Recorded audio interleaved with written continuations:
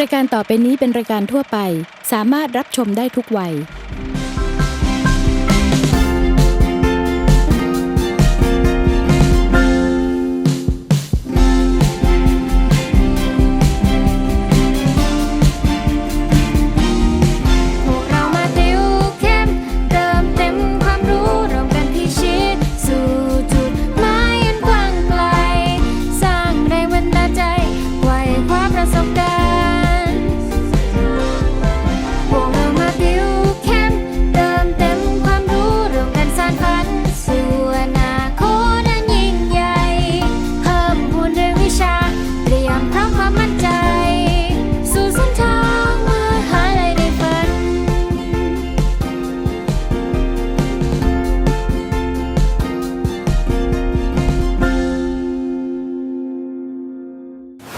สวัสดีครับต้อนรับเข้าสู่รายการติวเข้มเติมเต็มความรู้กันอีกแล้วนะครับผมสำหรับวันนี้นะครับถ้าใครนะครับที่อยากที่จะติวแล้วนะครับเราจะพาไปติว EP 2นะครับกับข้อสอบ A-Level วิชาสังคมศึกษานะครับกับครูพี่ป๊อปนันทนัทเลี้ยวไพโรจน์นั่นเองนะครับเมื่อคราวที่แล้วเราติว EP 1 ไปสนุกมากๆเลยนะครับได้ทั้งสาระความรู้ความสนุกครบถ้วนนะครับ EP 2 รออยู่แล้วอย่ารอช้าจ้ะไปเลยจ้ะ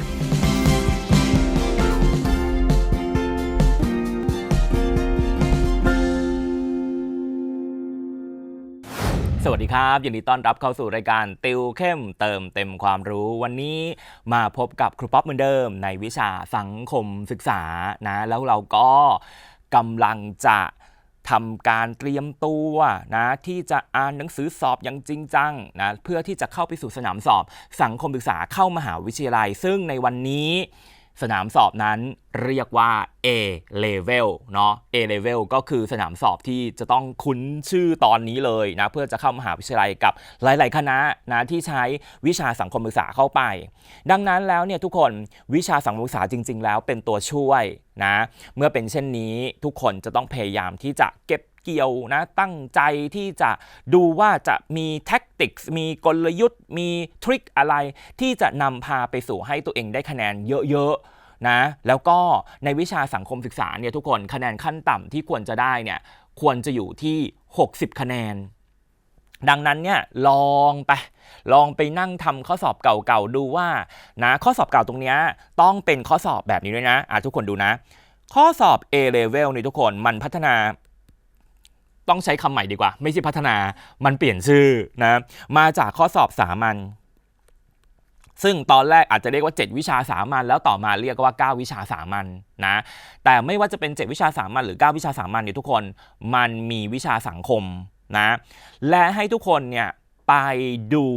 ข้อสอบนะในประวัติศาสตร์การสอบวิชาสามัญเนี้ยหรือ9วิชาสามัญอะไรก็ตามเนี่ยคือปี55ทุกคนปี55จะเป็นปีแรกดังนั้นเนี่ยให้โฟกัสที่ปีล่าสุดของเธอถอยหลังกลับไปถึงปี55เอาแค่นี้นะเพราะบางทีแล้วเนี่ยเขาเรียกว่าอะไรล่ะเนื่องจากว่าการออกข้อสอบเนี่ยมันออกตามหลักสูตรและหลักสูตรมันก็มีหนังสือเฉพาะหลักสูตรอันนั้นใช่ไหมดังนั้นเนี่ยบางทีแล้วเนี่ยถ้ามันแบบเป็นข้อสอบเก่าเกินอะไรอย่างเงี้ยนะมันก็อาจจะหลุดไปจากหลักสูตรที่เป็นอยู่อันนี้หมายถึงว่าโดยภาพรวมนะคือไม่จำเป็นแต่บางข้อมันอาจจะเอามาใช้งานได้อยู่แต่ทีเนี้ยถ้าเราไม่ได้มีเวลาขนาดนั้นเราไม่ได้แบบตั้งใจจะแบบว่าแบบสอบสังคมวิชาเดียวอะไรอย่างเงี้ยถูกปะเราต้องสอบหลายวิชาเพราะฉะนั้นการเตรียมตัวสอบของเราให้ใช้วิธีการแบบนี้นะแล้วครูบอกไปแล้วว่าให้พยายามดูไปค้นหาไปเซิร์ชในโลกอินเทอร์เน็ตเนี่ยครูคิดว่ามันน่าจะมีตัวข้อสอบอยู่แล้วก็ให้ใช้วิธีการก็คือโหลดมาทำนะเมื่อเราเหมือนจะเตรียมตัวสอบได้ระดับหนึ่งแล้วเนี่ยให้ลองมาทำดูว่าเฮ้ยมันจะถึง60หรือเปล่าแล้วการไม่ถึงมันมาจากอะไรนะเอาล่ะเพราะฉะนั้นทุกคนนี่คือสนามสอบที่จะต้องเตรียมตัวสอบคือ A-Level นะแล้วก็ในซีรีส์นี้เนี่ยครูได้สอนได้เอาแนวข้อสอบมาฝากทุกคนเนี่ยอยู่2วิชาหลักจาก5วิชานะซึ่งในการสอบวิชาสังคม A-Level นะมันไม่ใช่วิชาเดียวมันมีทั้งหมดเนี่ย 5วิชาด้วยกันใน50ข้อเนี่ยเราก็ต้องเจอทั้งหมดเนี่ย5วิชาด้วยกันโดยวิชาแรกเนี่ยทุกคนคือวิชาศาสนานะซึ่งก็จะมีทั้งหมด10ข้อทบทวนนะวิชาที่2คือวิชาหน้าที่พลเมืองซึ่งก็จะมี10ข้อนะวิชาที่3คือเศรษฐศาสตร์ซึ่งก็จะมี10ข้อนะวิชาที่4คือประวัติศาสตร์ซึ่งก็จะมี10ข้อและวิชาสุดท้ายคือภูมิศาสตร์ซึ่งก็จะมี10ข้อโอเคไหมนะทีนี้เนี่ยในตอนที่แล้วเนี่ยนะครูได้สอนตัวของศาสนาไปแล้วทุกคนดังนั้นเนี่ยในคลาสเรียนของเราวันนี้ที่เราเจอกันเนี่ยนะครูป๊อปก็จะหยิบแนวข้อสอบของกลุ่มวิชาหน้าที่พลเมืองตัวเนี้ยมาสอนนะส่วน3 4 5นั้นถ้าใจร้อนนะแบบกำลังร้อนวิชากำลังแบบว่าเขาเรียกว่าอะไรความตั้งใจกำลังพรุ่งพล่านนะก็ให้ไปเรียนย้อนหลังได้ใน www.etvthai.tv นะทุกคนสามารถที่จะดาวน์โหลดเอกสารนะมาเรียนในคลาสนี้ด้วยกันและรวมถึงไปดูคลิปต่างๆย้อนหลังนะครูสอนไว้เต็มไปหมดเลยนะสามารถใช้สิ่งนั้นเนี่ยทบทวนไม่ต้องทบทวนหรอกครูว่าต้องใช้คำนี้เรียนใหม่นะเรียนแบบสร้างความรู้ขึ้นมาใหม่ได้เลยเพราะฉะนั้นเนี่ยทุกคนวิธีการในการเตรียมสอบอย่าพุ่งเป้าไปที่การอ่านหนังสือเองนะแล้วถ้าเจอกับครูป๊อปแล้วได้มีโอกาสฟังครูป๊อปตอนนี้แล้วนะวิธีการอย่างง่ายที่สุดเลยคือไปตามล่าทุกคลิปในรายการติวเข้มเติมเต็มความรู้ที่ครูป๊อปสอนแล้วก็อ่านแล้วก็จำทวนทุกคลิปเนี่ยแค่เนี้ยก็น่าจะพอถูพอไถแล้วล่ะในการทำข้อสอบของเรานะเอาล่ะเพราะฉะนั้นแล้วเนี่ยในวันนี้นะเราจะมาดูแนวข้อสอบของกลุ่มวิชาที่ชื่อว่าหน้าที่พลเมืองทีนี้กลุ่มวิชาหน้าที่พลเมืองเนี่ยครูต้องขอเรียกว่าเป็นกลุ่มวิชาก็เพราะว่ามันมีสับเซตย่อยทั้งหมดเนี่ย3ก้อนเนื้อหาด้วยกันนะซึ่งแบบว่าเยอะมากเลยนะในวิชาหน้าที่พลเมือง10ข้อเนี่ยทุกคนมันจะประกอบไปด้วย3กลุ่มวิชาวิชาแรกเนี่ยคือวิชาสังคมวิทยาซึ่งจะหมายถึงการศึกษาเรื่องเกี่ยวกับพวกโครงสร้างสังคมบรรทัดฐานวัฒนธรรมพวกนี้จะมีประมาณ3ข้อนะแล้วก็รัฐศาสตร์เกี่ยวกับการเมืองการปกครองนะก็จะมีประมาณ3ข้อแล้วก็นิติศาสตร์คือกฎหมายเนี่ยนะก็จะมีประมาณ3ข้อทุกคนซึ่ง3เนี่ยมันเป็น9ข้อใช่ปะดังนั้นเนี่ยอีกข้อหนึ่งเนี่ยเขาก็จะไปแถมนะเขาก็อาจจะไปแถมในนิติศาสตร์เป็น4ข้อนะอาจจะไปแถมในรัฐศาสตร์อะไรเงี้ยหรือเผลอๆบางทีก็แถมในสังคมวิทยาก็แล้วแต่อารมณ์ของอาจารย์ว่าอยากจะปีนั้นอยากจะไปแถมที่อะไรอย่างนี้เป็นต้นนะเพราะฉะนั้นแล้วทุกคน10ข้อ20คะแนนนะต้องพยายามคว้าคะแนนตรงนี้ให้ได้ดังนั้นเนี่ยทุกคนต้องอย่าลืมเก็บเล็กผสมน้อยกับทริคหรือวิธีการหรือ know how ต่างๆที่ครูป๊อปแนะนำให้นะเพื่อใช้เป็นสิ่งสำคัญในการเตรียมตัวสอบของเราได้ดีที่สุดนะทีนี้ทุกคนเราจะมาเริ่มกันแล้วนะกับการที่เรามาดูแนวข้อสอบกันว่าเขาถามอะไรอย่างข้อแรกเนี่ยบอกครูได้ไหมว่าอันนี้เป็นเรื่องของวิชาอะไรเร็วข้อแรกเนี้ยเป็นเรื่องของวิชาอะไรข้อแรกนี้เนี่ยเป็นเรื่องของวิชากฎหมายใช่ไหมเขาถามว่านิติกรรมข้อใดเนี่ยไม่เป็นโมฆะเขาถามแบบนี้นิติกรรมข้อใดไม่เป็นโมฆะนิติกรรมคืออะไรโอ้ยคำแรกมาก็แบบงงแล้วว่านิติกรรมเนี่ยจะหมายถึงอะไรนะอะไรอย่างเงี้ยใช่ปะนิติกรรมเนี่ยก็คือเอาแปลแบบง่ายๆเลยนะกรรมเนี่ยคือการกระทำนะนิติแปลว่ากฎหมายนิติแปลว่ากฎหมายเพราะฉะนั้นเนี่ยนิติกรรมเนี่ยทุกคนจึงแปลว่าการกระทำนะนิติกรรมเนี่ยจึงแปลว่าการกระทำใดๆก็ตามเนี่ยที่ชอบด้วยกฎหมายหรือเกิดผลทางกฎหมายนะเกิดผลทางกฎหมายขึ้นมานะก็คือกฎหมายเนี่ยยอมรับดังนั้นเนี่ยทุกคนเป้าหมายสำคัญของนิติกรรมเนี่ยอันนี้นิติกรรมต้องขอพูดอย่างนี้ก่อนนะว่ามันคือผลต่อกฎหมายที่เรียกว่าแพ่งนะมันคือเป็นผลทางกฎหมายแพ่งและพาณิชย์นิติกรรมจะอยู่ในกลุ่มที่เรียกว่ากฎหมายแพ่งและพาณิชย์ไม่ใช่อาญานะงั้นนิติกรรมก็คือการกระทำที่มันส่งผลหรือมันชอบด้วยกฎหมายแล้วมันก็ส่งผลด้วยทางกฎหมายออกมา เก็ตมาอย่างนี้นะเพราะฉะนั้นเป้าหมายสำคัญของนิติกรรมจึงต้องนำไปสู่การเกิดผลที่สมบูรณ์เขาจะเรียกแบบนี้ผลที่สมบูรณ์ดังนั้นเนี่ยตัวที่จะทำให้ไม่ไปสู่ผลที่สมบูรณ์นั้นเนี่ยนะก็จะมีอยู่2ตัวแรกก็คือโมฆะคำที่1โมฆะเนี่ยแปลว่าไม่มีผลทางกฎหมายเลยเข้าใจคำนี้ไหมคือดุจดั่งว่าไม่มีสิ่งนั้นเกิดขึ้นเลยทุกคนโมฆะนี่คือดุจดั่งไม่มีการกระทำนั้นเกิดขึ้นเลยนะคือเหมือนแบบไปสตาร์ทที่0เลยไม่มีผลเลย 0% เข้าใจยังเป็นโมฆะก็แปลว่าเหมือนไม่ทำมันขึ้นมาเลยเหมือนไม่มีมันนะกับมีคำหนึ่งคือคำว่าโมคียะอีกคำหนึ่งคือโมคียะโมคียะนั้นเนี่ยหมายความว่าสิ่งนั้นเนี่ยนะมันยังพอมีผลอยู่แต่ไม่สมบูรณ์จำไว้สระอีคือโมคีคือมีนะมีผลอยู่แต่ยังไม่สมบูรณ์นะเพราะเกิดการรอบางอย่างให้มันสมบูรณ์เช่นรอความยินยอมอย่างว่าแบบผู้เยาว์ไปทำอะไรเองขึ้นมาเนี่ยนะต้องขอความยินยอมจากผู้แทนโดยชอบธรรมถ้ามีกฎแบบนี้ขึ้นมาเนี่ยนะแล้วถ้าเกิดไปทำขึ้นมาแล้วผู้แทนโดยชอบธรรมก็คือพ่อแม่หรือผู้ปกครองเนี่ยไม่ได้ยินยอมเนี่ยมันก็จะกลายเป็นโมคียะแต่ถ้าเกิดว่ากฎหมายกำหนดว่าผู้เยาว์ทำตอนอายุ15ปีบริบูรณ์ทำพินัยกรรมได้นะอย่างเงี้ยอันเนี้ยแปลว่าอะไรแปลว่าทำได้เองเลยโดยไม่ต้องขอความยินยอมเมื่อทำได้พออายุ15ปีบริบูรณ์ปุ๊บแล้วทำพินัยกรรมมันก็จะมีผลสมบูรณ์เลยไงเข้าใจป่ะเก็ตไอเดียป่ะอันเนี้ยมันมีผลสมบูรณ์เลยไงนะในขณะที่ถ้าเกิดว่าอายุ14ปี11เดือนคือยังไม่ถึง15เนี้ยแล้วทำพินัยกรรมแล้วพ่อแม่ก็ยินยอมให้ทำพินัยกรรมอันนี้ก็ไม่เกี่ยวอันนี้ก็เป็นโมฆะเพราะว่ากฎหมายเนี่ยกำหนดให้ทำตอน15ถ้าไม่ทำไม่ถึงก็ต้องเป็นโมฆะต่อให้ยินยอมอะไรก็ตามเพราะกฎหมายไม่ได้เรียกร้องความยินยอมจากพ่อแม่หรือผู้แทนโดยชอบธรรมในการทำพินัยกรรมเก็ตปะดังนั้นเนี่ยมันก็ต้องเป็นโมฆะแน่นอน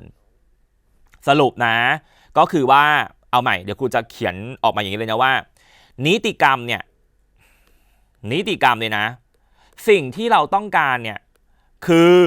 การมีผลสมบูรณ์เห็นไหมอันเนี้ยถึงจะแบบว่ามันใช่กฎหมายโอเคนะ 100% แต่หนทางที่ทำให้ไปไม่ถึงจุดนี้มีอยู่2หนทางแรกก็คือโมฆะถ้าโมฆะเนี่ยแปลว่ามันเหมือนไม่มีสิ่งนั้นเกิดขึ้นเลยคือมัน 0% ส่วนโมคียะมันมีผลแบบรอแบบ waiting ต้องรอเข้าใจไหมรอก็คือว่าถ้าเกิดว่านะคนที่มีอำนาจในการให้ความยินยอมมายินยอมแล้วมันก็จะเด้งไปสู่ตรงนี้แต่ถ้าเกิดว่าผู้จะให้ความยินยอมนั้นไม่โอเคไม่โอเคฉันไม่ยินยอมให้เธอทำแบบนี้หรอกนะอะไรเงี้ยมันก็จะมาเป็นอันนี้ไงเห็นปะอยู่ในสถานะรอว่าจะไปไหนต่อว่าจะเดินไปข้างหน้าหรือเดินถอยหลังลงมาแบบนี้เป็นต้นนี่คือโมคียะทีนี้เนี่ยพอเราเข้าใจแบบนี้แล้วปุ๊บมาดูข้อสอบกันเขาถามว่านิติกรรมข้อใดไม่เป็นโมฆะทุกคนเวลาข้อสอบถามแบบนี้นะว่าไม่เป็นโมฆะเนี่ยวิธีคิดของเราก็คือว่านะมันอาจจะ1คือมีผลสมบูรณ์นะหรือ2มันเป็นโมคียะนั่นแหละมันก็เลยไม่เป็นโมฆะเนี่ยคิดอะไรก็ได้นะเราอยากคิดแค่เคส1อย่างเดียวนะมันอาจจะเป็นเคส2ก็ได้ก็คือมันเป็นโมคียะมันก็เลยไม่เป็นโมฆะไงจ๊ะเนี่ยเขาอาจจะกวนเธอแบบนี้ก็ได้เอาล่ะดังนั้นมาดูข้อ1นะสมรสซ้อนทุกคนสมรสซ้อนเนี่ยแปลว่าจดทะเบียนสมรสรอบที่2อันนี้เป็นโมฆะนะจำไว้เลยแล้วโมฆะที่ใบไหนลองคิดสิระหว่างจดทะเบียนสมรสรอบแรกกับจดทะเบียนสมรสรอบ2เธอจะให้ใบไหนเป็นโมฆะจ๊ะมันก็ต้องเป็นใบที่2นะคือใบแรกที่จดจะอยู่กับเธอชั่วกาลประวัติศาสตร์ตราบนิรันดรเท่าที่เธอยังไม่หย่า ดังนั้นแล้วเนี่ยไม่ใช่อยู่ดีว่าอ๋อจดทะเบียนสมรสซ้อนคนใหม่แล้วก็จะทำให้อะไรเป็นโมฆะนั่นคือทะเบียนสมรสคนแรกเป็นโมฆะไม่ใช่นะไม่ใช่แบบนี้นะเอาล่ะต่อไปข้อที่2การทำพินัยกรรมของเด็กอายุ12ปีเอ๊ะจำได้ไหมว่าเมื่อกี้ครูพูดไปแล้วว่าการทำพินัยกรรมเขาจะให้อายุเท่าไหร่นะ15ปีนี่บริบูรณ์โดยไม่ต้องอะไรด้วยโดยไม่ต้องขอความยินยอมโอเคปะไม่เกี่ยวอันนี้มีผลสมบูรณ์เลย15ปีถ้าไม่ถึงก็คือเป็นโมฆะไปเลยอันนี้ต้องเป็นโมฆะแน่ๆทุกคนจำสิว่าตอนอายุที่15ปีของตัวเองเรียนอยู่ชั้นไหนคิดอย่างนี้แล้วก็จำว่าอย่างเช่น15ปีเรียนอยู่ม3เราก็บอกว่าเนี่ยแสดงว่าม3ทำพินัยกรรมได้แล้วนะอะไรเงี้ยเข้าใจปะจำแบบนี้เอาก็จะง่ายขึ้นนะต่อไปการทำสัญญาซื้อขายเกาะภูเก็ตได้เหรอมีอย่างนี้ด้วยเหรอเอาอำนาจไหนไปขายเกาะภูเก็ตเพราะฉะนั้นเนี่ยอันเนี้ยก็จะต้องเป็นโมฆะเหมือนกันมันทำไม่ได้นี่มันไม่มีผลมันเกินวิสัยมันผิดซื้อขายเกาะภูเก็ตมันทำไม่ได้นะทีนี้เหลือ4กับ5ระหว่างการกู้ยืมเงินโดยไม่มีหลักฐานเป็นหนังสือกับการสมรสโดยไม่สมัครใจของชายและหญิงในบ้านเราเนี่ยนะการสมรสที่ตามกฎหมายเนี่ยก็ยังฟิกซ์เรื่องเพศใช่ไหมเพราะเรายังไม่มีเรื่องอะไรนะสมรสเท่าเทียมยังไม่มีเรื่องเกี่ยวกับการแต่งงานของเพศเดียวกันหรือที่ภาษาอังกฤษเรียกว่า same sex marriage เพราะฉะนั้นเนี่ยอันนี้เนี่ยมันก็คือแต่เขาบอกว่าโดยไม่สมัครใจเนี่ยไม่สมัครใจเนี่ยอันเนี้ยโมฆะเลยนะเพราะถือว่าไปแต่งงานโดยไม่สมัครใจมันไม่ได้ไงดังนั้นเนี่ยข้อที่ไม่เป็นโมฆะคืออันนี้ข้อ4การกู้ยืมเงินโดยไม่มีหลักฐานเป็นหนังสือไม่เกี่ยวเข้าใจไหมไม่ถึงขั้นเป็นโมฆะทุกคนการกู้ยืมเงินเนี่ยนะมันมีกติกานิดหนึ่งนะเดี๋ยวครูจะอธิบายกติกานิดหนึ่งการกู้ยืมเงินเนี่ยปกติแล้วเนี่ยนะคือจะไม่เกี่ยวอะไรเลยกับโมฆะกับโมคียะจำอย่างนี้ก่อนการกู้ยืมเงินเนี่ยไม่เกี่ยวอะไรเลยกับโมฆะและโมคียะนะแล้วพอดีว่าเขาก็ไปตั้งกติกาไว้ว่าถ้ากู้ยืมเงินเกินกว่า 2,000 บาทขึ้นไปเนี่ยมันจะต้องมีหลักฐานนะที่แค่การลงลายมือชื่อนะของผู้ยืมมีคนที่เป็นสำคัญนะผู้ยืมว่าใครยืมเช่นคนนั้นชื่อนกก็บอกว่านกยืมนะ 2,500 บาทอย่างเงี้ยอันเนี้ยใช้ได้ละมีหลักฐานนี้ออกมาแล้วว่านกยืมนึกออกปะทีนี้หลักฐานอันเนี้ยมีไว้เพื่ออะไรการมีไว้ของหลักฐานเนี่ยเป็นไปเพื่อที่จะเป็นหลักฐานในการไปฟ้องศาลถ้าอีนกเนี่ยมันชวดมันหายตัวไปก็จะได้ไปฟ้องศาลได้นะดังนั้นเนี่ยทุกคนการมีหลักฐานนั้นไม่ส่งผลต่อโมฆะหรือโมคียะแต่ว่าถ้าไม่มีหลักฐานแล้วกู้ยืมเงินกันเกินกว่า 2,000 บาทขึ้นไปศาลก็ไม่รับฟ้องเพราะไม่มีหลักฐานไงแต่ถ้าเกิดมีหลักฐานปุ๊บเนี่ยศาลก็จะรับฟ้องได้แล้วก็ไปตามจิกตัวนกมาคืนตังเราได้อะไรเงี้ยเข้าใจป่ะนะดังนั้นเนี่ยข้อนี้เลยไม่เกี่ยวกับโมฆะและโมคียะเลยจึงตอบข้อที่4อันนี้จบแล้วนะในเรื่องกฎหมายเรื่องแรกต่อไป12ข้อใดถูกต้องนะเกี่ยวกับโทษทางอาญาแล้วโทษทางอาญานั้นเนี่ยทุกคนก็มี5อันตามที่เขาเขียนมาหรือเปล่าก็ไม่รู้ไปดูกันก่อนนะว่าทุกคนโทษทางอาญาเนี่ยหมายความว่าอะไรหมายความว่าเขาอาญาเนี่ยนะถ้าผิดแล้วไปเข้าโหมดกลุ่มอาญาเนี่ยจะต้องโดนลงโทษ5สถานนะแล้วโทษ5สถานนี้ให้จำไว้ว่ามันจะเกี่ยวกับบอดี้เกี่ยวกับร่างกายของเรากับเกี่ยวกับทรัพย์แต่ว่าครูขอพูดอย่างนี้นะให้ง่ายๆก่อนเพราะว่าจะได้จำง่ายๆคือ money มี body กับ money นะ2ตัวนี้นะที่จะเป็นกลุ่มโทษทางอาญาเกี่ยวกับบอดี้ของเราที่แรงที่สุดก็คือทำให้เราไม่มีบอดี้กันซะเลยนั่นก็คือประหารนะคือประหารชีวิตซึ่งวันนี้ใช้วิธีการด้วยการ ฉีดยานะค่อยๆฉีดยาเข้าไป3 รอบจนกว่าจะแบบสิ้นลมหายใจไปเองอะไรเงี้ยฉีดยาเข้าไปให้สิ้นลมหายใจไม่ได้ใช้วิธีการแบบฟันคอทุบด้วยท่อนจันอะไรเงี้ยคือไม่ได้ใช้วิธีการแบบนี้แล้วนะใช้วิธีการคือการฉีดยาเข้าไปนะฉีดเข้าไปต่อไปอันที่2ก็คือจำคุกจำคุกก็คือทำให้บอดี้ของเราอ่ะไม่เป็นอิสระต้องไปอยู่ในคุกตามเวลาที่กำหนดเช่นจำคุก3 ปีจำคุก15 ปีจำคุกตลอดชีวิตอะไรเงี้ยจำคุกตลอดชีวิตก็ค่อนข้างแรงหน่อยถูกไหมเพราะว่าบอดี้เราก็จะไม่มีอิสระใดๆเลยเพราะว่าต้องไปอยู่ในพันธนาการก็คือคุกต่อมาก็คือกักขังนะกักขังเนี่ยจะไม่เหมือนจำคุกคือจำคุกเนี่ยต้องเอาตัวเองไปอยู่ในคุกซึ่งเราเรียกกันว่าเรือนจำโอเคไหมอันนี้อยู่ที่เรือนจำแต่ว่าการกักขังเนี่ยทุกคนมันคือการกักเอาไว้ในแอเรียที่ทางการกำหนดว่าจะไปอยู่ที่ไหนเช่นอาจจะไปอยู่ในสถานเขาเรียกว่าสถานเอางี้แล้วกันอาจจะเป็นห้องนะเป็นที่พักไหนก็ไม่รู้เป็นอาคารไหนก็ไม่รู้ล่ะที่จะรู้สึกว่านี่ต้องคุมตัวเขาไว้นะซึ่งจริงๆแล้วโทษเนี้ยมักจะไม่มีอยู่จริงกักขังเนี่ยมักจะมีไว้เพื่อที่จะทดแทนการปรับแล้วไม่มีเงินเขาก็จะให้เราไปกักขังแทนแต่ทีนี้ประเด็นสำคัญก็คือว่าการกักขังต้องไม่ใช่เรือนจำเพราะว่ามันไม่ถึงขั้นในการต้องการทำให้มนุษย์คนนั้นเนี่ยมันหรือบอดี้นั้นเนี่ยมันขาดอิสรภาพเข้าใจป่ะดังนั้นเนี่ยต้องไม่ใช่เรือนจำแล้วอาจจะไม่ใช่สถานีตำรวจด้วยซ้ำนะแต่การกักขังจะเป็นแอเรียที่ทางการก็คือพวกเจ้าหน้าที่เกี่ยวกับทางตำรวจนี่แหละจะกำหนดขึ้นมาเองว่าจะเป็นตรงไหนนะแล้วมักจะใช้เพื่อทดแทนค่าปรับแล้วไม่มีเงินไปจ่ายเขาก็ไปกักขังแทนนะลองไปเช็คดูว่าเขาใช้อัตราส่วนว่ากี่บาทต่อ1 วันอย่างเงี้ยเขาก็จะออกมาเลยว่ากี่บาทต่อ1 วันถ้าไม่มีเงินจะต้องกักขังเท่าไหร่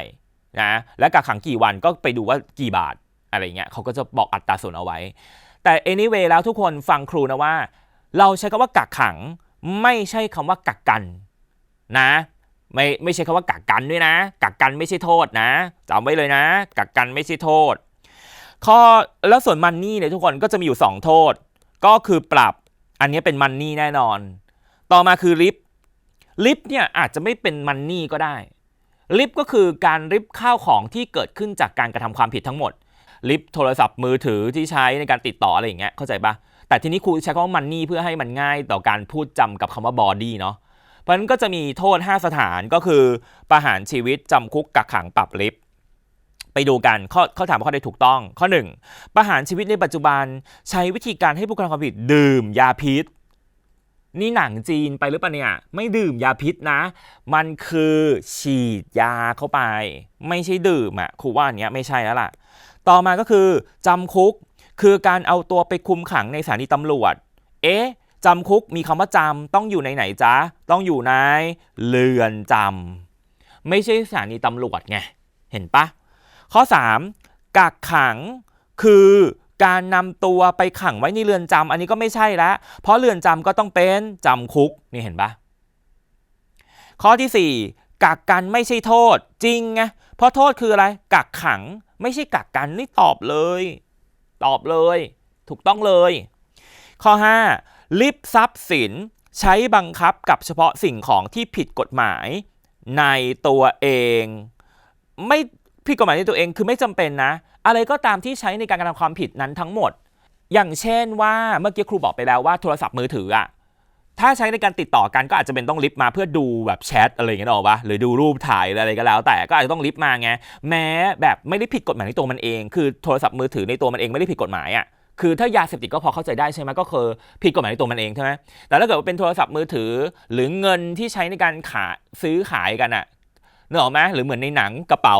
ที่ต้องใส่เงินเป็นฟ่อนๆเพื่อไปแลกกับยาบ้ามาอะไรเงี้ยไอ้พวกเนี้ยก็ต้องยึดหมดไงไม่เรียกว่ายึดเขาเรียกว่าริบเพราะถ้าเกิดคำว่ายึดทรัพย์นี่ทุกคนจำอีกอย่างนึงนะยึดทรัพย์เนี่ยก็ไม่ใช่โทษทางอาญาอันนี้เป็นโทษทางแพ่งจำไว้จุดหลอกของข้อสอบพวกนี้นะมักจะมีคำว่ากักกันที่ทำให้เรางงกับคำว่ากักขังกับคำว่ายึดทรัพย์ที่ทำให้เรางงกับคำว่าริบดังนั้นเนี่ยกักกันกับยึดทรัพย์เนี่ยไม่ใช่โทษทางอาญา กักกันไม่ใช่โทษทางอาญาแล้วก็ไม่ใช่โทษทางแพ่งด้วยแต่เขาจะเรียกว่าวิธีการเพื่อความปลอดภัยในทางอาญานะส่วนยึดทรัพย์นั้นไม่ใช่โทษทางอาญาเพราะเป็นโทษทางแพ่งต่อไปนะอันนี้จบแล้วนะตอบข้อ4ต่อไปข้อที่13ถามว่าโอ้คำนวณข้อ13คือให้คำนวณนั่นคือการคำนวณมรดกทุกคนคำนวณมรดกเขาถามว่านางสมศรีจะดูคำถามก่อนนะเวลาเจออะไรยาวๆเนี่ยอย่าเพิ่งงงควานหาคำถามที่เขาต้องการให้เจอก่อนคำถามในโจทย์ข้อนี้ก็คือว่านางสมศรีจะมีสิทธิ์ในเงินที่เหลือของนายเดชาเป็นจำนวนเท่าไหร่นะเพราะฉะนั้นเราก็ต้องไปดูว่าสมศรีเป็นใครและแสดงว่าเดชาจะต้องตายแน่ๆเลยเราไปดูนะเขาบอกว่านายเดชาสมรสกับนางสมศรีเห็นปะมีบุตร2คนก็คือใจรักกับมาลีเดชามีบิดาด้วยซึ่งมีชีวิตอยู่แต่มารดาไม่ได้พูดถึงนายเดชาทำงานรับราชการส่วนนางสมศรีไม่ได้ประกอบอาชีพและไม่มีรายได้แต่เป็นแม่บ้านคอยช่วยดูแลงานบ้านให้แก่ครอบครัวต่อมาเมื่อนายเดชาตายมาแล้วเห็นป่ะเดชาตายมีทรัพย์สินซึ่งเป็นสินสมรสเหลือ1 ล้านบาทโดยไม่มีหนี้เลยเนี่ยสมศรีได้เท่าไหร่อันดับแรกเลยถ้ามีการแต่งงานกันเกิดขึ้นแล้วไม่ได้มีพินัยกรรมต้องเข้าใจอย่างนี้ก่อนนะว่าถ้ามีพินัยกรรมก็เดินตามพินัยกรรมไปนะแต่ว่าถ้าไม่ได้มีพินัยกรรมคือไม่รู้ตัวว่าจะตายเลยแบบนี้ไม่มีพินัยกรรมใช่ไหมก็จะลันมาตามทายาทเขาเรียกว่าทายาทโดยธรรมคำนี้ทายาทโดยธรรมก็จะมาแบบนี้นะทีนี้ประเด็นก็คือว่าถ้าเขาแต่งงานกันเนี่ยมันจะมีเงินของทั้งคู่เรียกว่าสินสมรสในที่นี้คือ1 ล้านบาทให้เอาสิ่งนี้มาแบ่งครึ่งก่อนให้ครึ่งหนึ่งเนี่ยเป็นของเดชาแล้วครึ่งหนึ่งเป็นของสมศรีโอเคไหมเพราะว่าเดชาเขาสมรสกับสมศรีเนี่ยดังนั้นแปลว่าสมศรีต้องได้500,000รอไว้แล้วนะตอนนี้แล้วเดชาจะมี500,000เข้าใจไหมเพราะมันแบ่งคนละครึ่งจาก1 ล้านน่ะแล้วทายาทโดยธรรมเนี้ยจำไว้เลยนะว่าแบ่งเป็น2 กลุ่มคือกลุ่มญาติตามสายโลหิต6 ลำดับนะกับกลุ่มของคู่สมรสแสดงว่าคู่สมรสเนี่ยทุกคนยังตามมาหลอกหลอนในการคว้าเงินมรดกนี้อีก1 รอบนะญาติเนี่ยมี6 ลำดับแต่ถ้าลำดับที่1 และ 2มีชีวิตอยู่ที่เหลืออดหมด1คือลูกและลูกบุญธรรมจะได้ด้วยนะ1คือลูกและลูกบุญธรรมจะได้เท่ากับลูกทั้งหมดลูกได้เท่าไหร่ลูกบุญธรรมก็ได้เท่านั้นเท่ากันนะลูกกับลูกบุญธรรม2ก็คือพ่อและแม่ของผู้ตายโดยไม่รวมพ่อแม่บุญธรรมย้ำพ่อแม่บุญธรรมไม่เกี่ยวนะแล้วเมื่ออย่างเงี้ยอยู่ที่เหลืออดหมดทีนี้เธอไปดูนะว่าเขามีลูกเห็นป่ะ2 คนใจรักและเห็นป่ะมาลีและบิดาและเห็นป่ะเนี่ยคือคนที่อยู่ดังนั้นเนี่ยแสดงว่าตรงเนี้ยต้องหาร3แล้วญาติต้องมี3 ก้อนแล้วคือลูกสาว2และพ่อ1คู่สมรสก็คือสมศรีอีก1ดังนั้นแปลว่าต้องเอา500,000มาหาร4 กองเพราะว่าต้องมี4 คนที่ได้นะแปลว่าได้คนละเท่าไหร่ได้คนละ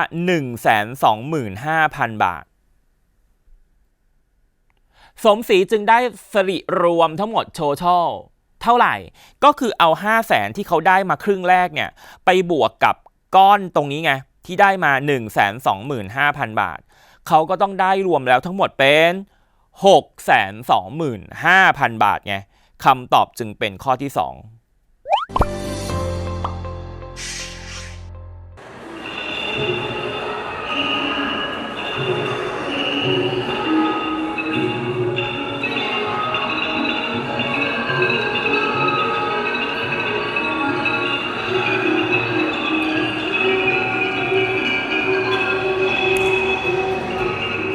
สวัสดีครับผมนายวิภูบุญนาคนักเรียนระดับชั้นมัธยมศึกษาปีที่ 6 โรงเรียนสาธิตมหาวิทยาลัยศรีนครินทร์วิโรจน์ประสาทมิตรฝ่ายมัธยมครับวิชาเอกศิลปะการแสดงเพื่อการสื่อสารสาขาโขนยักษ์ครับ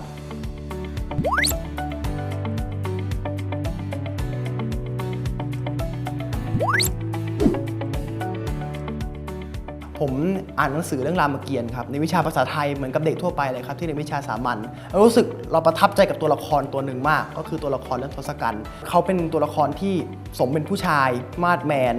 ดูเท่อะไรแบบนี้ครับเหมือนเด็กคนอื่นอยากเป็นซูเปอร์แมนอยากเป็นสไปเดอร์แมนอย่างเงี้ยผมก็อยากเป็นทศกัณฐ์เราก็เลยหาเฮ้ยเราทำยังไงดีเราถึงจะได้เป็นบทบาทตัวละครที่เราอยากเป็นก็มาเจอศิลปะการแสดงที่เรียกว่าโขนครับคือผมเป็นหนึ่งคนครับที่โชคดีที่คุณพ่อคุณแม่แล้วก็ที่บ้านว่าจะเป็นคุณปู่คุณย่าคุณตาคุณยายเนี่ยสนับสนุนทุกอย่างว่าผมชอบอะไรอย่างเนี่ยผมชอบโขนคุณปู่คุณพ่อคุณแม่เนี่ยก็อย่างคุณแม่เนี่ยครับเรียนนาฏศิลป์มาแล้วคุณแม่ก็จะมีคอนเน็กชันหรือว่ามีวิธีคำแนะนำต่างๆในการที่เราในการเรียนนาฏศิลป์เขาก็จะให้การแนะนำของเราแนะนำครูดีๆหรือแนะนำที่เรียนดีๆให้กับเรานะครับไม่ว่าจะเป็นสถาบันคึกฤทธิ์หรือว่ามสวเองก็ตามคุณพ่อคุณแม่ก็เป็นคนแนะนำที่นี่มีการเปิดสอนเป็นวิชาเอกหลายๆวิชาเอกด้วยกันนะครับไม่ว่าจะเป็นคณิตศาสตร์วิทยาศาสตร์ภาษาต่างๆรวมถึงนาฏศิลป์ไทยด้วยครับซึ่งผมเลือกที่จะศึกษาในวิชาเอกศิลปะการแสดงเพื่อการสื่อสารซึ่งเป็นวิชาเอกที่เกี่ยวกับศิลปะการแสดงและนาฏศิลป์นะครับทั้งไทยแล้วก็สากลก่อนอื่นต้องออกตัวก่อนว่าผมเป็นเด็กกิจกรรมครับเพราะฉะนั้นเนี่ยในการเรียนวิชาสามัญเนี่ยเราก็ต้องพยายามแล้วก็พยายามที่จะตามไม่ทันเพื่อนมากกว่าคนอื่นครับโดยเทคนิคที่ผมใช้ประจำเนี่ยก็คือเราก็ทำหน้าที่ในส่วนของวิชาเอกที่เราได้รับมอบหมายจากครูบาอาจารย์นะครับที่ท่านให้มาเนี่ยก็ทำให้มันเต็มที่ที่สุดซ้อมให้มันหนักที่สุดเพราะว่าในวิชาเอกเนี่ยก็จะมีในเรื่องของคะแนนแล้วก็หน่วยกิตที่จะมาช่วยในเรื่องของวิชาสามัญเพื่อให้การเรียนเราไม่ตกครับผมก็จะมีอยู่2วิธีการด้วยกันครับก็คือ1เข้าหาครูในห้องเรียนเราก็เข้าไปหาครูเลยว่าคุณครูครับข้อนี้เนี่ยผมรู้สึกว่าเนื่องจากผมไม่ถนัดในวิชานี้ด้วยแล้วก็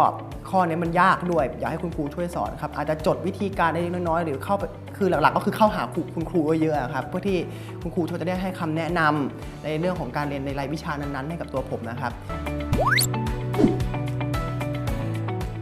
เมื่อเด็กเลือกทำกิจกรรมตรงนี้แล้วนะครับเวลาเรียนเนี่ยก็จะไม่ค่อยเต็มที่แต่ว่าโรงเรียนเราเนี่ยก็มีการจัดสรรปันส่วนในเรื่องของการเรียนให้นะครับก็คือในเรื่องของการเรียนวิชาสามัญเนี่ยเด็กก็ไม่ได้ทิ้งนะครับเด็กก็จะต้องไปติดตามการทำงาน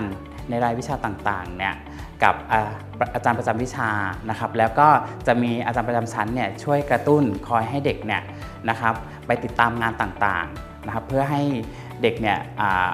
แบ่งสรรปันส่วนในเรื่องของเวลาได้มากยิ่งขึ้นครับในเรื่องของการที่บริหารจัดการเกรดของตัวผมเองนะครับในรายวิชาที่ไม่ถนัดนะครับผมก็จะพยายามให้มันผ่านไปได้เพราะว่าบางทีเราอาจจะไม่มีเวลาในการทบทวนรายวิชานั้นมากพอผมเลยเลือกที่จะไปใส่ใจในรายวิชาที่ผมถนัดที่เป็นวิชาสามัญครับเช่นสังคมประวัติศาสตร์ภาษาไทยรายวิชาที่เราชอบทำให้มันดีๆไปเลยครับเพื่อนๆทุกคนเมื่อเราทำสิ่งที่เราชอบสิ่งที่เราถนัดให้มันดีๆในรายวิชาสามัญนะครับถึงเวลามันจะไปหารกับเกรดของเราในรายวิชาที่เราไม่ถนัดให้มันควบคู่งานไปได้ต้องบอกเพื่อนๆที่จะเข้าคณะศิลปกรรมเหมือนผมนะครับว่าเกรดเฉลี่ยเนี่ยจะอยู่ที่ 2.5 ในรอบแรกรอบ2จะเป็น2นะครับแล้วก็จะเปิดแค่2รอบด้วยกันซึ่งผมคาดหวังรอบ1มากโดยรอบ1เนี่ยจะเป็นรูปของพอร์ตโฟลิโอซึ่งผมจำเป็นที่จะต้องทำพอร์ตเนี่ยหรือว่าแฟ้มผสมผลงานของผมเนี่ยให้ออกมาดีที่สุดเพื่อที่จะไปสู้กับเพื่อนๆกับเพื่อนๆและให้อาจารย์ผู้คัดสรรนะครับเลือกผมเข้ามหาวิทยาลัยให้ได้ผมอยากจะฝากบอกเพื่อนๆว่าพอเราชอบหรือรักที่จะทำอะไรปุ๊บเราก็เก็บสะสมผลงานตรงนั้นให้มันมีมากๆแล้วก็ใส่พอร์ตโฟลิโอโดยเราก็ต้องคำนึงนะครับว่าเกณฑ์ของทางมหาวิทยาลัยที่เขาแจ้งมาเนี่ย เป็นในรูปแบบไหนเราก็ใช้ผลงานที่ตรงตามเกณฑ์ของทางมหาวิทยาลัยใส่เข้าไปในพอร์ตโฟลิโอครับการเรียนกับกิจกรรมเราต้องไปคู่กันจะต้องทำอะไรก็ได้ครับไม่ให้การเรียนแล้วก็กิจกรรมของเราตกเพราะว่าอย่างที่บอกครับการทำกิจกรรมเนี่ยเป็นสิ่งที่เรารักสิ่งที่เราชอบเป็นความฝันและจะส่งผลถึงต่อในอนาคตว่าเราชอบมันทำให้เรารู้ตัวเองว่าเราชอบอยากทำอะไรอยากเป็นอะไรครับแต่ในขณะเดียวกันก็ต้องห้ามลืมเรื่องของเกรดเฉลี่ยนะครับเพราะว่าถึงเราเก่งแค่ไหนแต่ถ้าเกิดคุณสมบัติของเราเนี่ยไม่ผ่านเกณฑ์ตามที่มหาวิทยาลัยกำหนดเราก็ไม่สามารถที่จะผ่านระดับนั้นได้ครับเพราะฉะนั้นเนี่ยเราจะต้องทำให้เกรดหรือการเรียนของเราในภาควิชาสามัญกับสิ่งที่เรารักสิ่งที่เราชอบไปคู่กันครับการเรียนกับกิจกรรมเราต้องไปคู่กันเพราะว่าถึงเราเก่งแค่ไหนแต่ถ้าเกิดคุณสมบัติของเราเนี่ยไม่ผ่านเกณฑ์ตามที่มหาวิทยาลัยกำหนดเราก็ไม่สามารถที่จะผ่านระดับนั้นได้ครับต่อไปเราจะไปดูวิชาใหม่ละนะวิชาใหม่โซนวิชาใหม่ที่เราจะดูก็คือสังคมวิทยาแล้วที่ข้อสอบไม่พลาดในการถามคือเรื่องพวกนี้จัดระเบียบสังคมคำนี้เลยนะทุกคนสังคมเนี่ยนะมันคือความสัมพันธ์กันของผู้คนเข้าใจปะการที่ผู้คนเนี่ยมีความสัมพันธ์กันเนี่ยเราก็เรียกว่าเป็นสังคมใช่ไหมเช่นเราสัมพันธ์กับพ่อแม่ก็เป็นสังคมครอบครัวเราสัมพันธ์กับเพื่อนก็เป็นสังคมเพื่อนอะไรเงี้ยเพราะฉะนั้นการที่เราสัมพันธ์กับใครต่อใครเนี่ยเราก็เรียกมันว่าเป็นสังคมแต่ทีนี้สังคมเนี่ยสิ่งที่เป็นเป้าหมายที่ต้องการเลยก็คือว่าไม่ทำให้สังคมมันเละเทะแล้วจนกระทั่งล่มสลายแล้วเพื่อไม่ให้เละเทะและล่มสลายสังคมจึงต้องมีการจัดระเบียบของสังคมเนี่ยนะจึงเกิดขึ้นมาแล้วเพื่อที่จะทำให้ความสัมพันธ์อันนั้นเนี่ยมันเป็นไปได้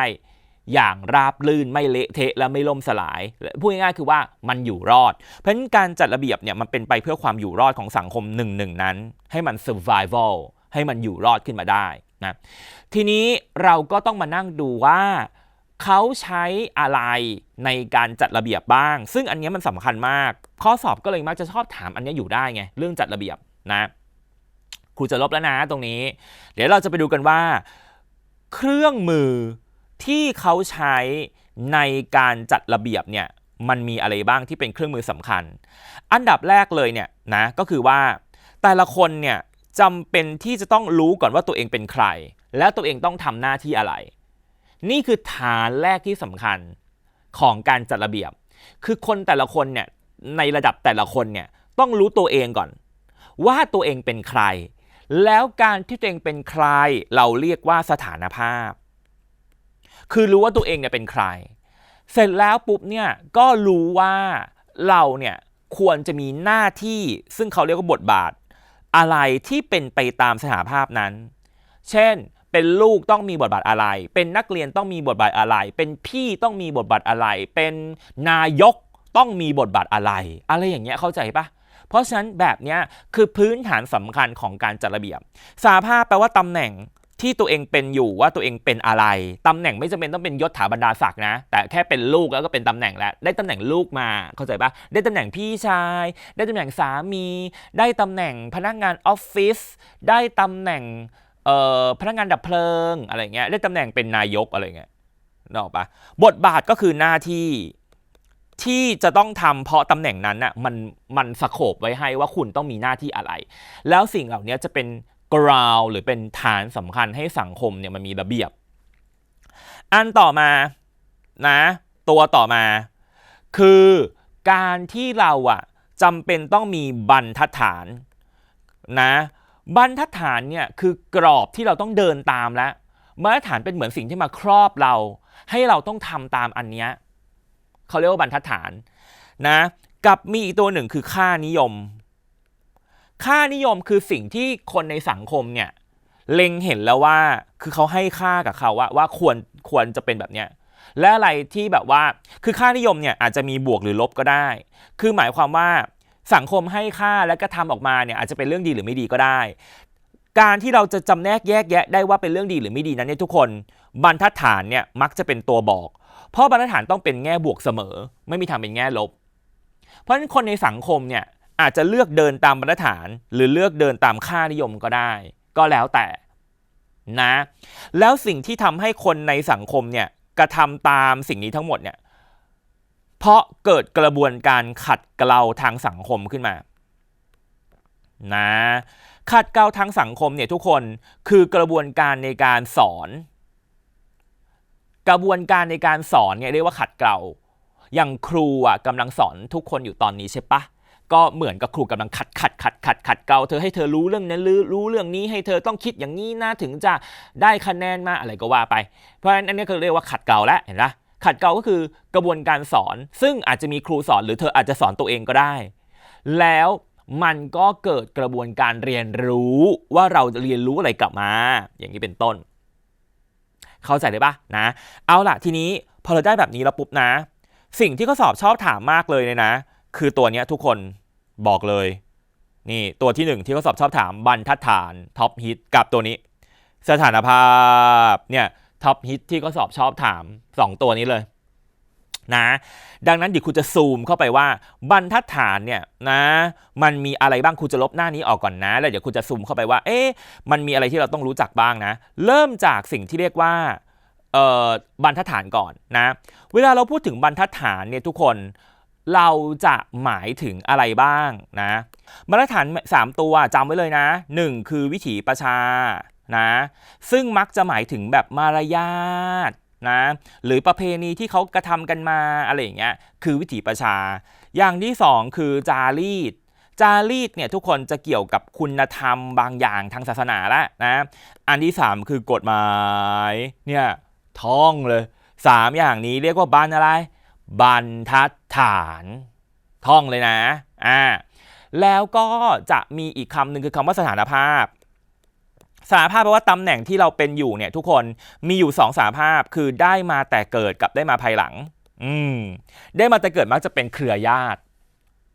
พวกเนี้ยพวกเกี่ยวกับเครือญาติได้มาแต่เกิดจำแค่เนี้ยนะทีนี้เราไปดูกันข้อ1เขาถามข้อใดไม่ถูกต้องข้อ1บอกว่าสถานภาพของบุคคล1ถูกกำหนดขึ้นเพื่อไม่ให้เกิดบทบาทที่ขัดกันทุกคนสถานภาพของเราอ่ะมีได้หลายสถานภาพใช่ไหมและการมีหลายสถานภาพเนี่ยมันนำไปสู่การแสดงออกซึ่งบทบาทที่ไม่เหมือนกันแล้วนั่นจะนำไปสู่บทบาทขัดกันอย่างเช่นตัวอย่างคลาสสิกมากเลยที่เขาชอบยกอ่ะก็คือว่าพ่อเป็นตำรวจและลูกเป็นโจรอย่างเงี้ยทีนี้ก็จะเกิดขัดกันแล้วใช่ไหมว่าจะยังไงดีเนี่ยนะระหว่างจับโจรหรือปล่อยตัวลูกดีอะไรเงี้ยเริ่มงงเห็นไหมเพราะฉะนั้นเนี่ยมันจะไม่มีทางไม่เกิดบทบาทขัดกันเพราะบุคคลคนหนึ่งมันมีหลายสถานภาพในตัวเองนะดังนั้นคำตอบคือข้อ1นี่แหละที่ไม่ถูก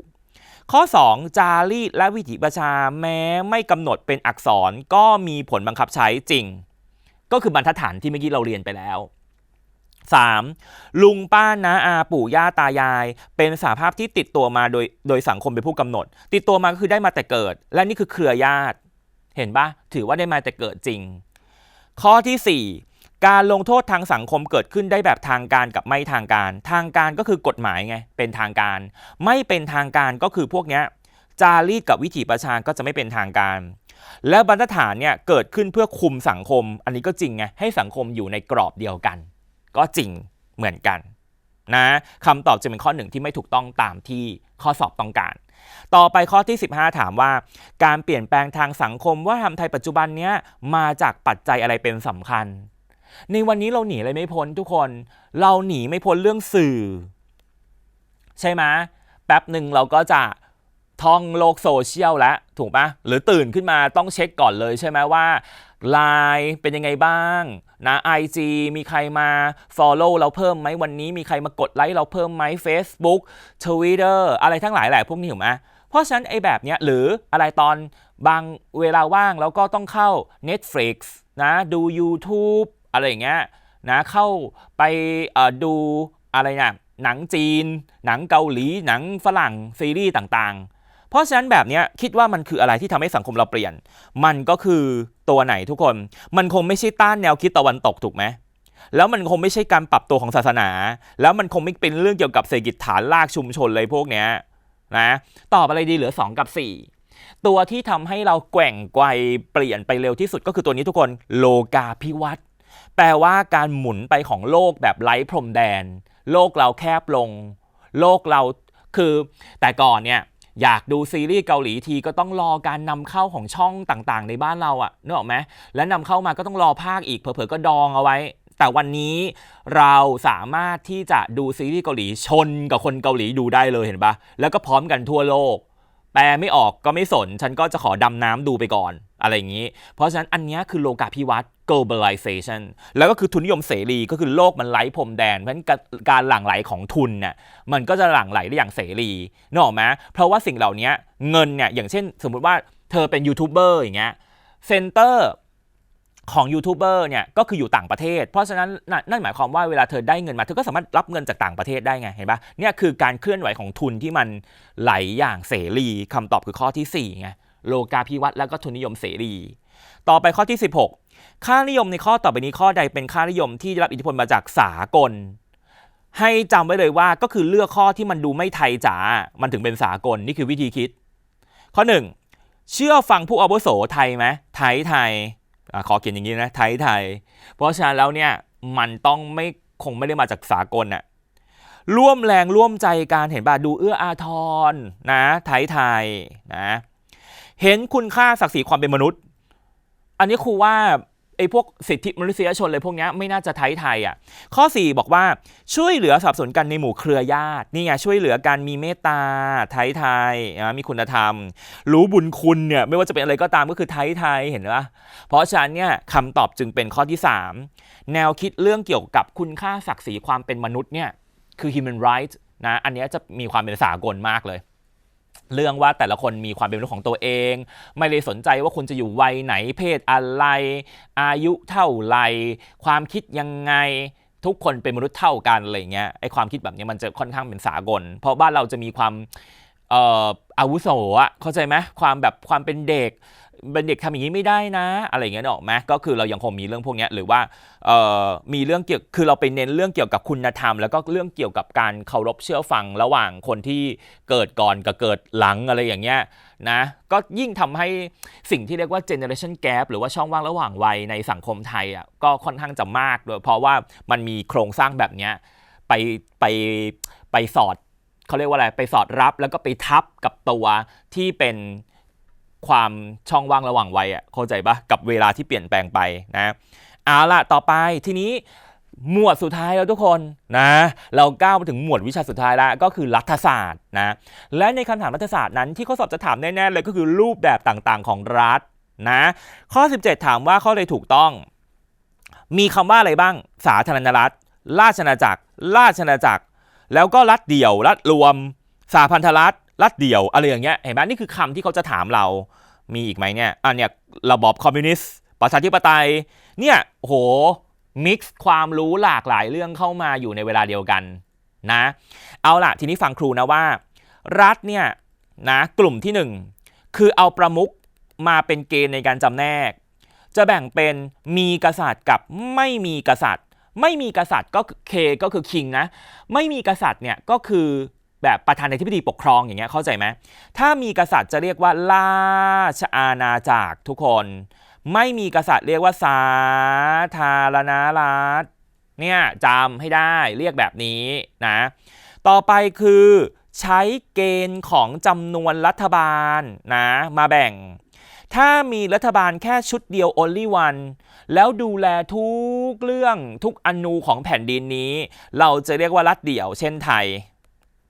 เป็นรัฐเดี่ยวเรามีรัฐบาลชุดเดียวนะกับมากกว่า1ชุดเราก็เรียกว่ารัฐรวมเนี่ยแค่นี้หรือสหพันธรัฐเป็นคำเดียวกันกับต่อมาก็คือเราดูว่ารัฐนั้นเนี่ยอำนาจอยู่กับใครเช่นอำนาจอยู่กับประชาชนก็จะเรียกว่าประชาธิปไตยถ้าอำนาจอยู่กับคนกลุ่มเดียวนะหรือคนเดียวคือไม่ใช่ประชาชนส่วนใหญ่ก็คือไม่ใช่ประชาธิปไตยถ้าอยู่กับกลุ่มแล้วเป็นพรรคเดียวมักจะเรียกว่าคอมมิวนิสต์เนี่ยโครงสร้างอยู่ที่พรรคเดียวแต่อยู่ที่คนเดียวก็อาจจะเป็นสมบูรณาญาสิทธิราชย์ฟาสซิสต์นาซีอะไรพวกเนี้ยแล้วแต่เข้าใจไหมไอเดียแบบนี้นะเอาล่ะทีนี้เราไปดูกันว่าข้อ1เขาถามว่าข้อใดถูกต้อง นะสาธารณรัฐมีความหมายเท่ากับระบอบคอมมิวนิสต์ไม่จำเป็นหรอกเธอประชาธิปไตยเนี่ยก็อาจจะไม่มีกษัตริย์ก็ได้ก็คือมีประหารดีเป็นประมุขก็ได้นะเพราะฉะนั้นแล้วเนี่ยข้อ1เนี่ยมันก็เลยทำให้ไม่ถูกต้องข้อ2รัฐแบบราชอาณาจักรมีได้ทั้งรัฐเดี่ยวและรัฐแบบรัฐรวมอันนี้ก็จริงไงมีกษัตริย์เป็นประมุขไม่จำเป็นต้องเป็นรัฐเดี่ยวข้อ3รัฐแบบราชอาณาจักรคือมีกษัตริย์มีความเป็นประชาธิปไตยมากกว่าสรุปไม่ได้นะหากประมุขของรัฐไม่ใช่กษัตริย์ทำให้เปลี่ยนจากรัฐเดี่ยวรัฐรวมอันนี้ก็ไม่เกี่ยวอีกอะเพราะว่าเกณฑ์ใช้คนละเกณฑ์เห็นไหมนะแล้วข้อที่5หากมีการกระจายอำนาจในรัฐเดียวทำให้สภาพรัฐเดียวหมดไปเลยอันนี้ก็ไม่จำเป็นอีกอะเพราะฉะนั้นคำตอบที่ดูแล้วจะถูกต้องเนี่ยก็คือข้อที่2ก็คือว่าถ้าเป็นราชอาณาจักรก็อาจจะเป็นรัฐเดี่ยวหรือรัฐรวมก็ได้ไงนะแล้วก็ถามว่าในรัฐที่เป็นเผด็จการเนี่ยเอาอย่างนี้ละกันกฎหมายเนี่ยมันจะมาทำอะไรกับเรา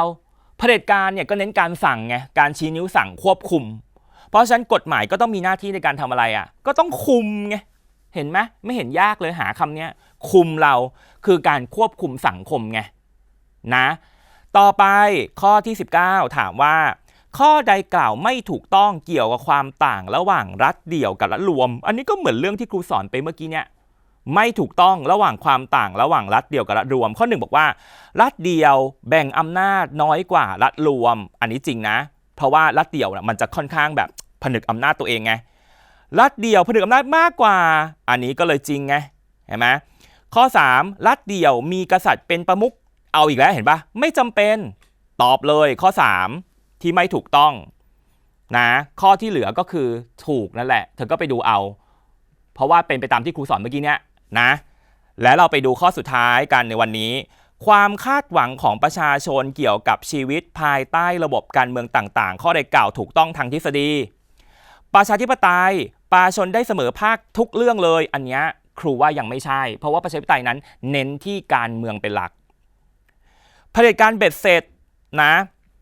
สวัสดิภาพสิทธิภาพประชาชนย่อมมาก่อนไม่น่าใช่ละเพราะว่าอะไรเพราะว่าเผด็จการเบ็ดเสร็จมักจะไม่คำนึงประชาชนมาก่อน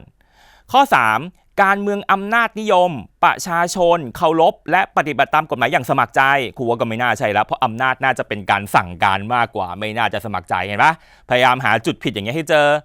อันที่4ประชาธิปไตยประชาชนอยู่ภายใต้กฎหมายเดียวกันไม่มีใครอยู่ในกฎหมายนี่ไงจริงแน่นอนเป็นหลักนิติธรรมทุกคนต้องอยู่ใต้กฎหมายเดียวกันนะสังคมนิยมเป็น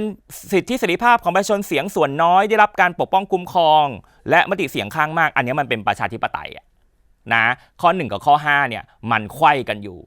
ข้อ1กับข้อ5ลองไปดูมันไขว้กันอยู่คำตอบเลยเป็นข้อ4นั่นเองเป็นไงบ้างทุกคนและนี่ก็คือแนวข้อสอบหน้าที่พลเมืองเห็นไหมว่าถ้าเกิดว่าเดินมาตามที่ครูป๊อปบอกไปเรื่อยๆจับจุดให้เป็นเนี่ยมันจะไม่เยอะอย่างที่คิดนะและข้อสอบจะออกวนไปเวียนมากับบางเรื่องแล้วมันจะมีจุดหลอกล่ออะไรเนี่ยพอเราทำข้อสอบเราก็จะเริ่มเห็นไหมเพราะฉะนั้นขอทุกคนอย่าลืมกลับไปทบทวนแล้วก็อย่าลืมว่าเราสามารถดูย้อนหลังได้กับรายการติวเข้มเติมเต็มความรู้ที่ www.etvthai.tv